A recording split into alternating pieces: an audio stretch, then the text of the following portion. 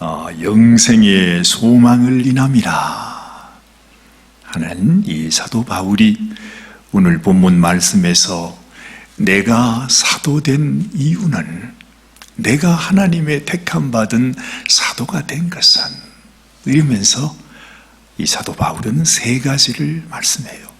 그 첫 번째가 우리의 믿음 때문이고, 두 번째가 우리에게 주신 진리의 지식 때문이고, 또 세 번째가 가장 소중한 영생의 소망을 주셨기 때문이다.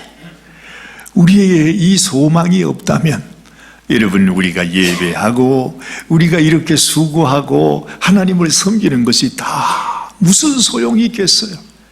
그야말로 헛되고 헛되며 헛되고 헛되니 모든 것이 헛되다고 하는 전도자의 말처럼, 만약에 영생의 소망이 우리에게 없다면 우리가 예배하는 것도 다 쓸데없는 일이에요.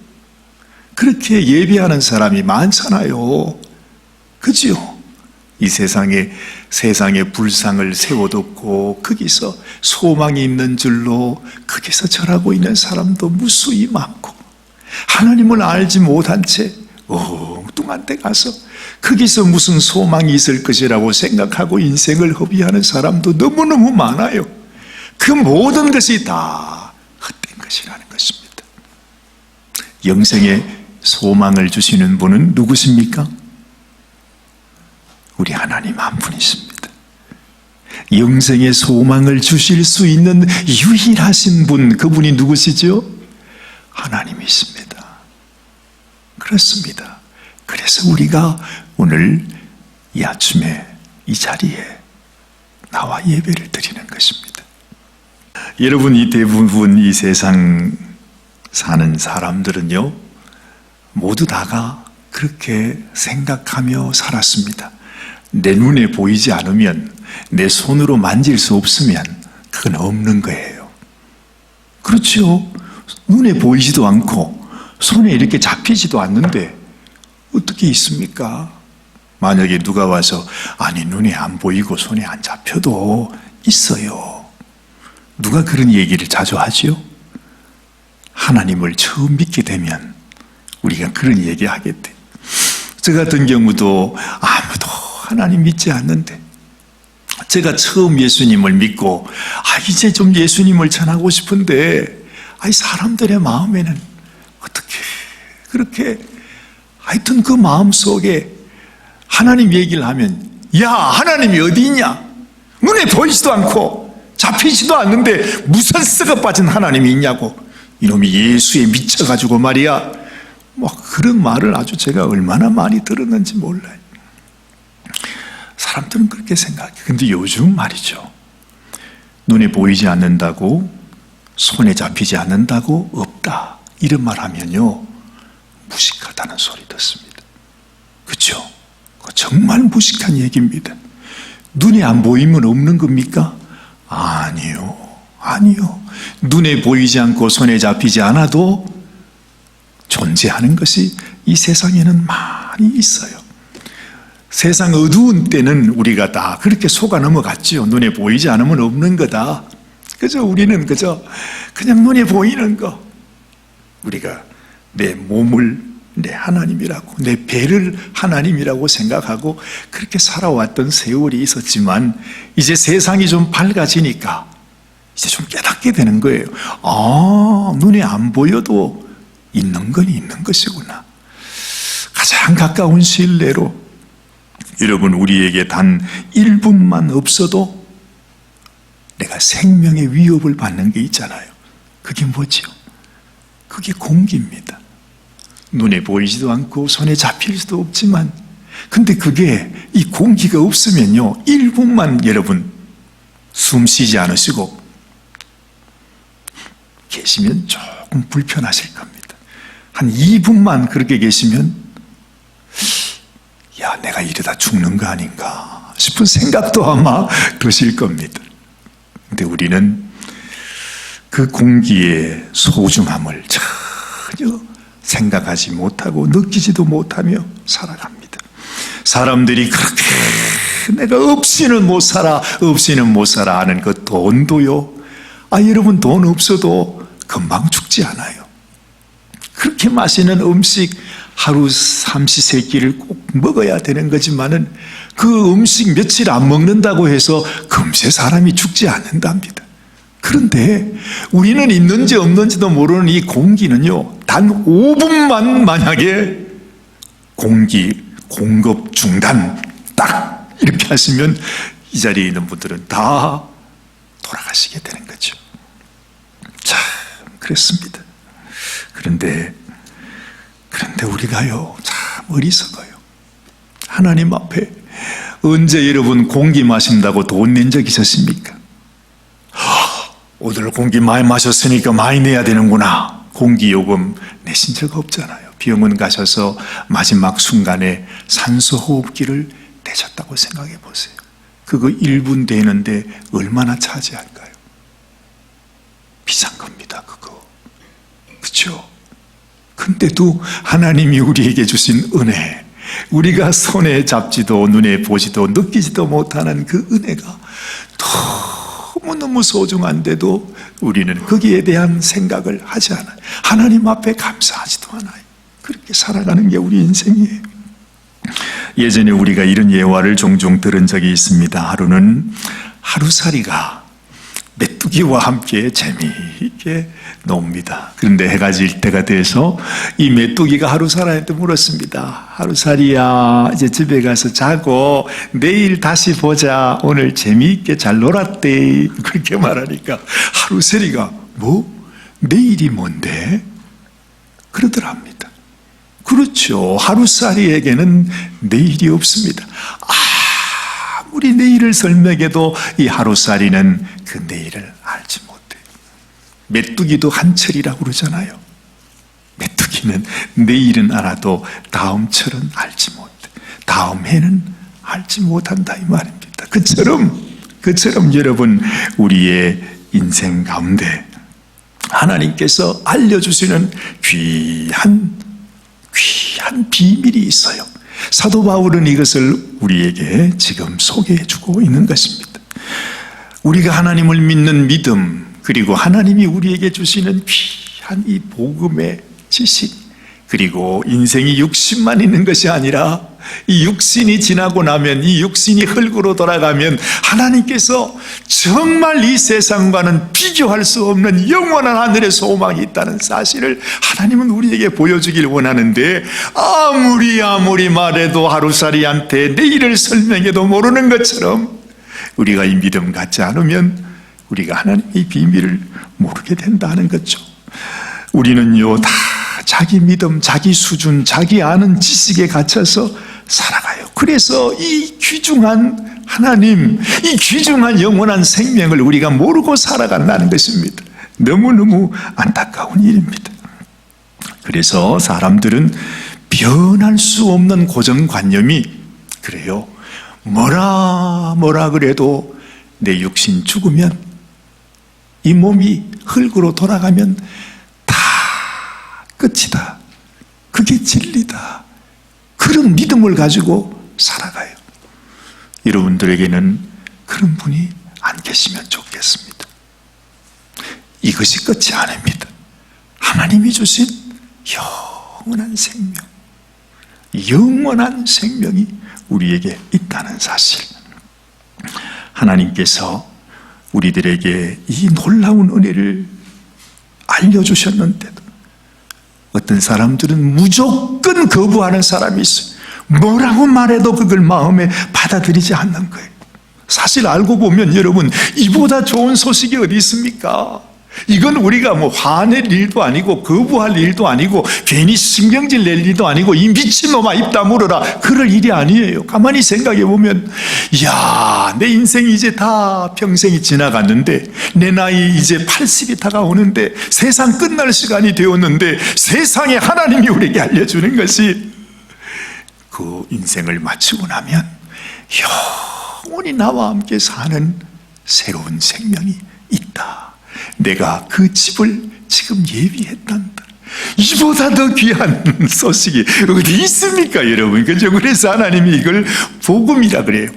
복자의 소리 음자 복된 소리라, 복된 소식이라. 이건 우리가 거부할 일이 아니고 괜히 뭐 이렇게 나 그런 얘기 하지 마 그렇게 아니라는 것이죠.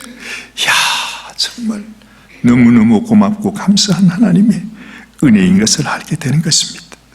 더군다나 하나님께서 우리가 혹시 좀 미심쩍어할까 봐 죄인된 우리의 죄 때문에 우리 죄를 용서하시고 씻어주시기 위해서 하나님이 친히 인간의 몸을 입고 이 땅에 오셔서 내가 죽어야 하는 그곳에, 그 죽음의 그 사형틀에 우리 하나님께서 친히 당신이 십자가에 못 박혀서 얘야, 내가 너의 죄를 용서하기 원해, 씻어주기 원해, 그 죄를 없애주기 원해서 내가 대신 죽는다. 그렇게 주님께서 우리에게 말씀하여 주셨습니다. 그렇게 한 이유는 하나님의 공의, 하나님도요 이 죄는 절대 그냥 넘어갈 수 없어요. 이건 음영이다. 그 죄를 그냥 넘어가겠다 할 수가 없는 것입니다. 우리 죄를 용서하기 원해, 해결하기 위해 하나님께서 친히 당신의 생명을 바칠 정도로 죄의 값은 너무나 확실하다는 것입니다. 이 세상에 그 어느 누구도 하나님의 심판에서 벗어날 수가 없어요. 그 어느 누구도 용서받을 수가 없다는 말입니다. 내가 죄를 지었으면 그 죄값을 이만큼이라, 정말 티끌이라도 남김없이 내 속에 만약에 죄가 있으면 죄의 싹은 사망이라. 우리 육신이 죽는 사망 말고 내 영혼이 죽는 영원한 사망, 거기는 구더기도 죽지 않는다고 그랬어. 영원토록 사망이 끝없이 계속되는, 말로도 표현할 수 없는 그곳, 불못이라고 그러잖아요. 지옥이라고 그러잖아요. 하나님의 심판과 형벌이 있는 그곳, 우리는 그곳으로 가야 돼. 죄가 호리만큼이라도 남아있습니다. 그래서 하나님께서 그 죄를 용서해 주시기 위해서 우리를 위해 죽으셨다는 거죠. 근데 여러분, 정말로 하나님께서 내게 베풀어 주신 이 은혜가 얼마나 귀한 것입니까? 얼마 전에, 며칠 전에 한국에서 어떤 오빠가 자기 여동생이 무슨 너무너무 힘든 고질병에 걸렸는 봐요. 무슨 중풍병인지 뭔지 잘 모르겠습니다만 돌보다 안 돼서 결국 결정한 것이 이 여동생을 데리고 차를 타고서 바다로 뛰어드는 거라. 뭐 거기까지는 그래도 이해가 된다고 그래.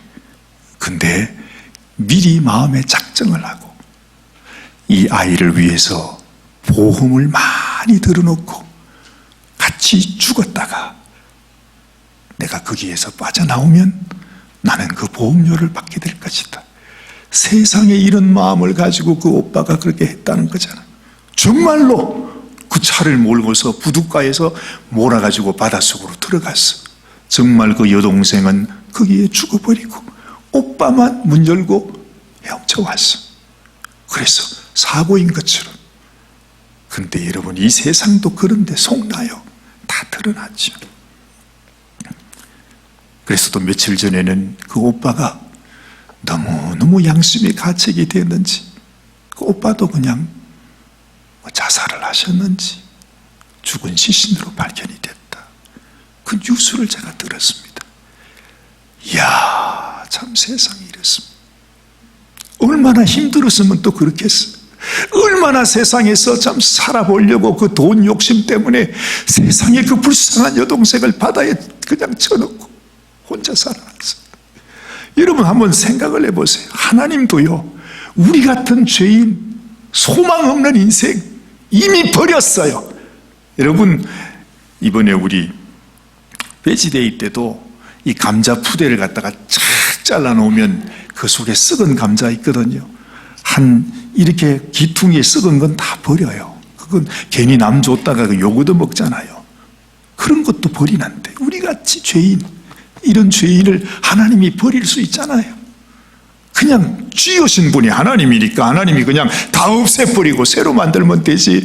그런데 하나님은 그러지 않고 버려진 우리 인생을 다시 살리겠다고, 죄인된 우리의 인생을 다시 그 죄를 다 끌어내고 씻어내고 끊어내고 우리를 새 인생 만드시겠다고 세상에 하나님이 친히 우리 인생이 되어서 당신이 우리를 위해 생명 주셨다는 것입니다. 마치 물에 빠져 죽어가는 우리에게 생명줄이 되신 거죠. 우리가 주님을 믿는다 하는 것은 내게 던져지는 그 생명줄을 내가 딱 붙잡는 것이 바로 믿음 아닙니까? 그죠? 우리가 믿음 말하는 게 뭡니까? 날 위해 이 땅에 오신 주님, 날 위해 그렇게 날 사랑하셔서 생명 주신 그 주님을 내가 딱 붙드는 것입니다. 그리고 붙들면, 붙잡고만 있으면 저기 위에 헬리콥터에서 쫙 끌어당기면 바닷속에 빠진 우리가 그렇게 올라가잖아요. 그것처럼 하나님께서 우리를 이 죄악된 세상 속에서 우리를 건져 주시는 것입니다. 그래서 믿음이 소중한 것이죠. 이 세상에 그 어떤 사람도 차별 없이 뭐 부자이건 가난한 자건 병든 자건 뭐 그 어떤 사람이건 죄인이건 의인이건 관계없이 모든 사람에게 다 믿음의 기회를 주셨어요. 여러분, 우리가 확실히 믿기만 하면 하나님 앞에서 주님께 구원함을 받는다는 것입니다. 사도 바울이 오늘 기도에게 편지를 하며 하는 말이 그것입니다. 내가 사도가 된, 하나님의 종이 된 이유는 하나님이 이 믿음을 내게 허락하여 주셨기 때문에, 이 놀라운 복음의 진리를 가르쳐 주셨기 때문에, 그리고 이것은 우리에게 영생의 소망, 하나님과 같이 하나님처럼 살게 하기 위해서 나를 구원하셨다는 사실을 알고서 어찌 내 인생을 하나님을 위해서 드리지 않을 수가 있는가. 그러면서 이 디도에게 자기의 사연을 얘기하고 있는 것입니다. 여러분, 이런 아버지의 사랑을 내가 알고 내가 믿고 그분을 내 아버지라고 말하면서 산다는 것이 얼마나 귀한 복이에요. 이럴 때는 아멘 하셔야 되는 겁니다. 얼마나 귀한 복이에요, 여러분. 세상에 며칠 전에 또 이런 뉴스가 들려와요. 한국에서 오래간만에 한 가족이 이제 팬데믹도 지나가고 이제 이것도 이제 좀 풀어지고 하니까 어린아이를 데리고 강원도 저 골짜기에 이렇게 물놀이 하러 갔다 합니다. 근데 어린 아기가 세상에, 거기 이 바위가 미끄럽잖아요. 가자마자 거기서 물놀이 한다고 쫓아가더니 바위 위에서 그냥 쫄떡 미끄러져 가지고 계곡물에 붕덩 빠졌네. 그래가지고 허우적거리니까 이 아빠가 그놈 살리겠다고 들어갔는데 세상에 이게 웬일이, 아빠도 수영을 또 못해. 이 아빠가 그냥 해가지고 아이는 살려놓고 자기는 물에 빠져 돌아가신 거예요. 이야, 참 여러분, 저는 그 소식을 들으면서 저도 아빠지만, 야, 그래, 이게 아버지의 심정이구나.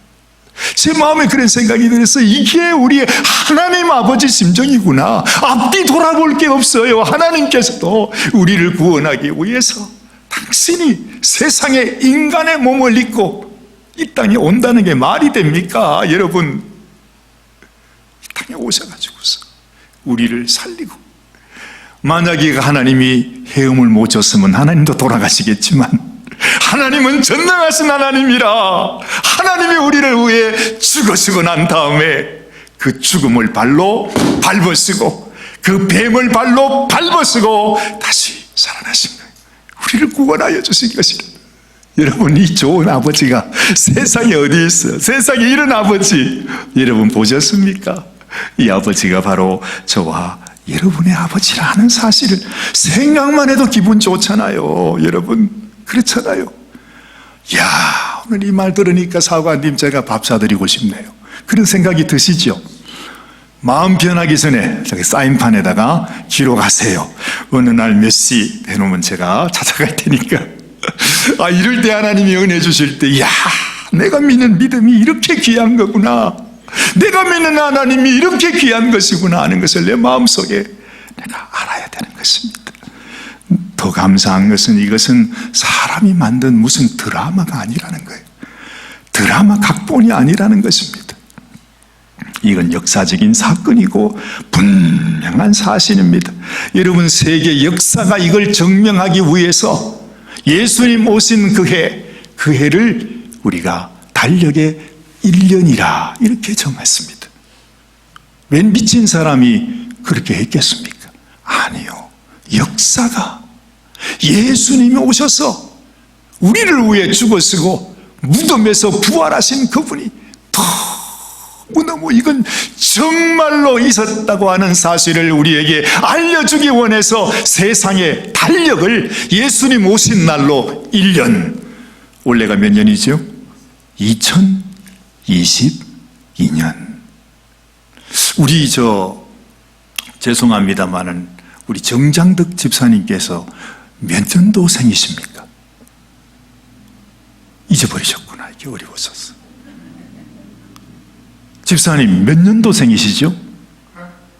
몇 년도생이세요? 1944.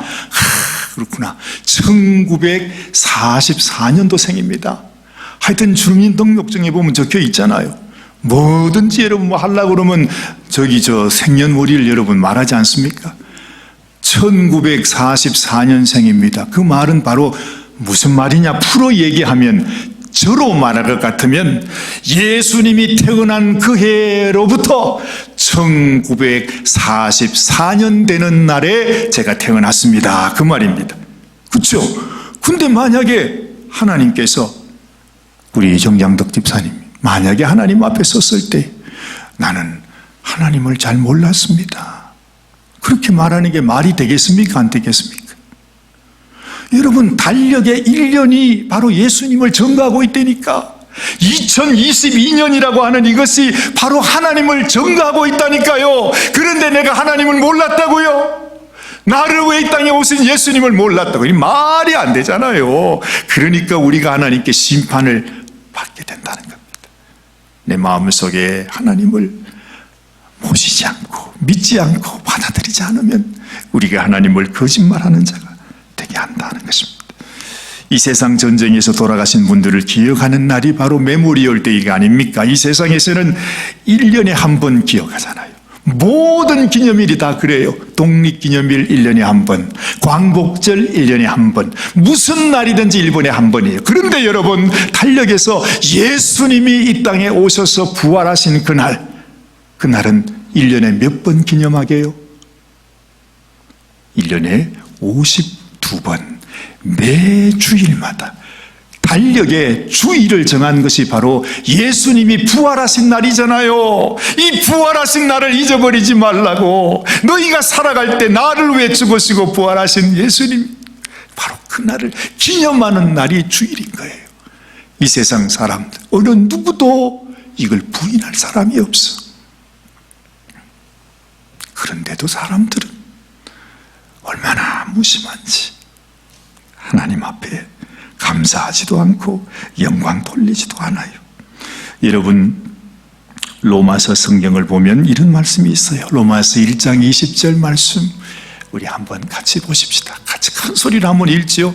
창세로부터 그의 보이지 아니하는 것들 곧 그의 영원하신 능력과 신성이 그 만드신 만물에 분명히 보여 알게 되나니 그러므로 저희가 핑계치 못할지니라.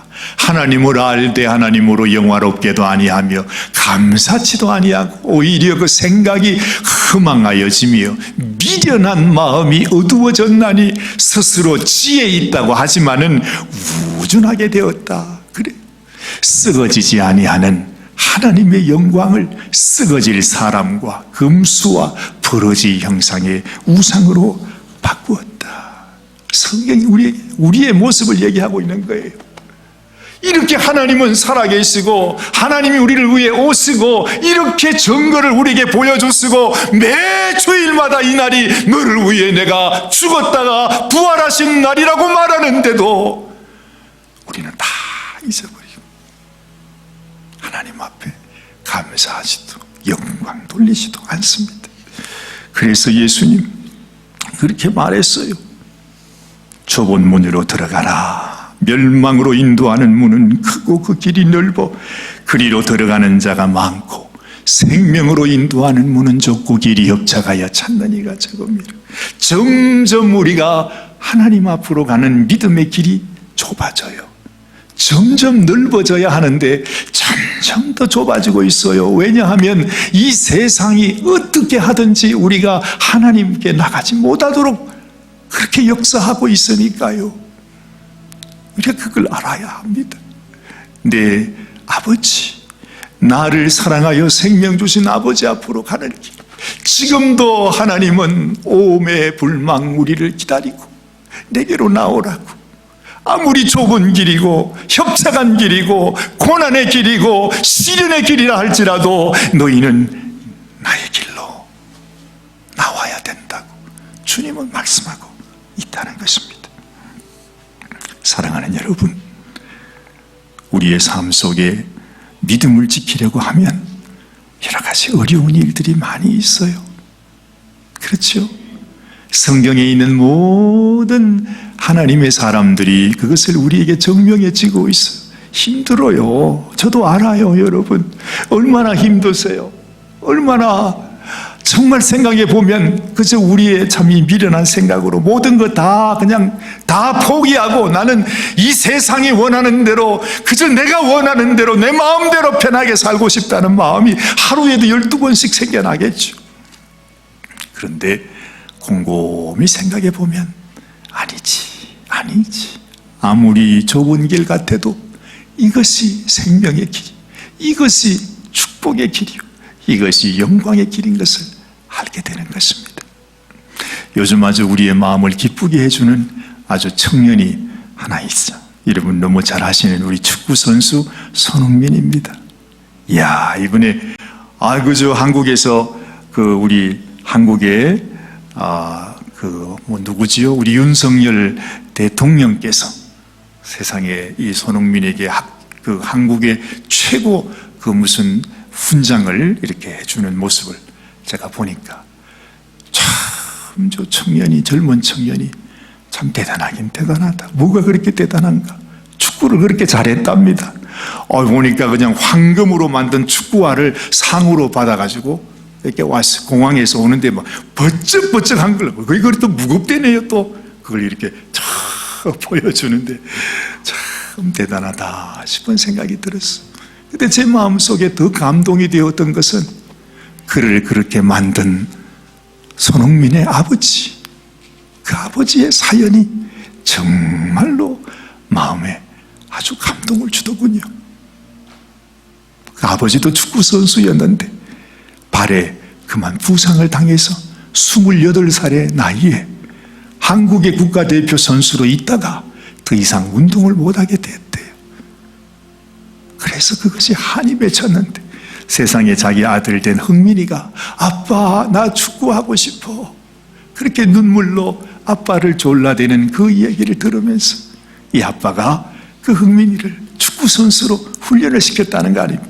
얼마나 혹독하게 훈련을 시켰던지 세상에 동네 사람들이 전부 다 친아빠가 아니라고, 저 사람은 괴부라고 그렇게 말할 정도로 아주 그냥 정말 혹독하게 훈련을 시켰답니다. 그런데 이 손흥민이가요 인터뷰를 하는데 그렇게 무섭고 얼마나 혹독하게 자기를 그냥 했던 그 아버지, 저 같으면 나는 당신 아버지 안 한다, 나는 나는 축구 안 할란다고 도망갈 텐데 그 흥민이가요 그 아버지 말을 끝까지 믿고 아버지가 이렇게 하라면 끝까지 그렇게 하는 거예요. 참 눈물로 정말로 그 아버지의 그 사랑, 그 아버지의 가르치는 그것을 믿고 그렇게 했더니 세상에 한국의 역사상 이런 일이 없었다잖아요. 옛날에 그 유명한 차범근 선수도 손흥민 선수가 받은 영광까지는 받지 못했어요. 정말 30년 만에 차범근 선수의 그 깰 수 없는 기록을 이 손흥민 어린 선수가 깨버리고 말았다는 거 아닙니까? 참 놀라워요. 여러분, 영광의 길은 좁은 길입니다. 편안하고 넓은 길로 우리가 영광을 향해 나아갈 수는 없는 겁니다. 사도 바울이 우리에게 말해줍니다. 하나님께서 너희에게 고난과 시련, 환난의 길이 있지만 하나님이 우리에게 이 믿음을 주셨고 이 복음의 지식을 주셨고 또한 우리에게는 누구도 부인할 수 없는 하나님이 친히 약속하신 변할 수 없는 하나님의 약속으로 영생의 소망을 주었다. 이 정도 되면 여러분, 우리의 삶을 하나님께 맡길만 하지 않습니까? 아무리 힘들고 어려워도 믿기지 않는 것 같아도 한번 믿어보자, 우리 형민이처럼 아빠를 믿고 그렇게 했더니 그 영광의 자리에 가게 되었던 것이죠.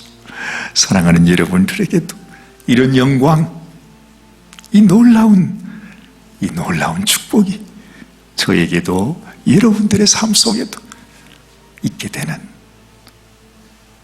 놀라운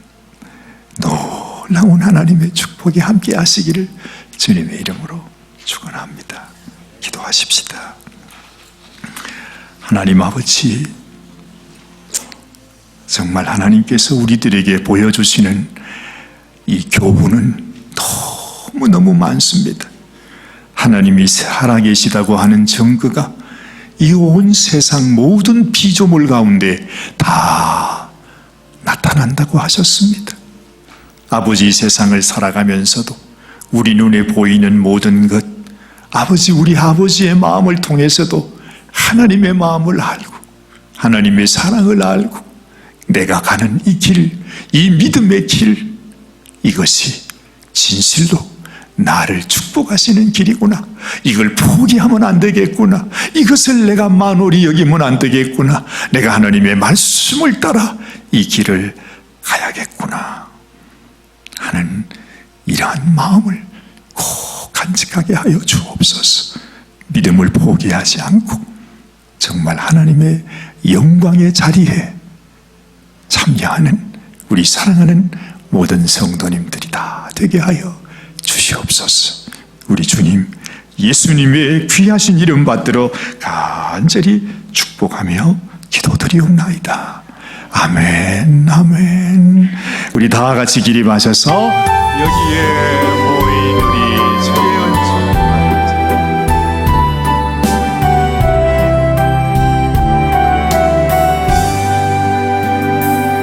여기에 모인 우리 주의 은총 받은 자여라. 주께서 이 자리에 함께 계심을 아노라. 언제나 주님만을 찬양하며 따라가리니 시험을 당할 때도 함께 계심을 믿노라. 이 믿음 더욱 굳세라. 주가 지켜주신다. 어두운 밤에도 주 밝은 인도하여 준 이 믿음 더욱 굳세라. 이 믿음 더욱 굳세라. 주가 지켜주신다. 어두운 밤에도 주의 밝은 빛 인도하여 주신다.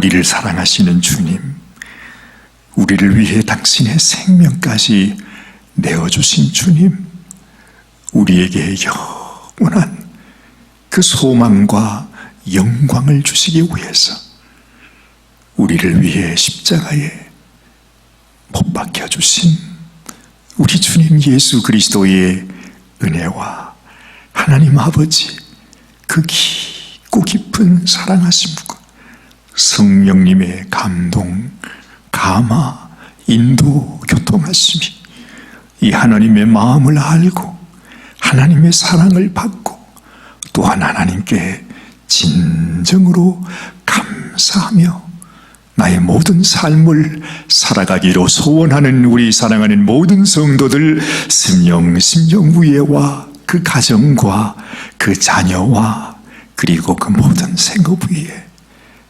지금으로부터 영원토록 함께 하시기를 간절히 축원하옵나이다.